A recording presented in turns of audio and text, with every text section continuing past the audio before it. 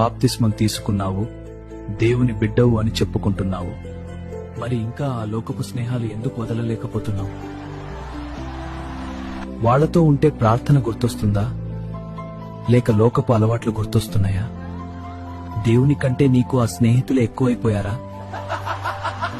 లోకపు మనుషుల మెప్పు కోసం, వాళ్ల గ్రూపులో నువ్వు ఉండటం కోసం నీ సాక్ష్యాన్ని పాడు చేసుకుంటున్నావు. వాళ్లు చేసే వెటకారపు మాటల్లో, వాళ్లు వెళ్లే పాపపు మార్గాల్లో నువ్వు కూడా భాగస్వామి అవుతున్నావు. నిన్ను పరలోకం వైపు నడిపించే స్నేహం కావాలా, లేక నరకం వైపు నెట్టేసే సావాసం కావాలా? నీ ప్రాణ స్నేహితుడు యేసు అని చెప్పి ఆయన్ని అవమానిస్తున్నావు కదా.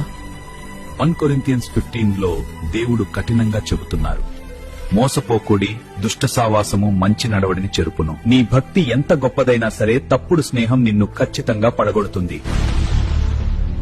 ఈ రోజైనా నీ చుట్టూ ఉన్న మనుషులని చూసుకో. నిన్ను దేవునికి దూరం చేసే ఆ స్నేహానికి స్వస్తి.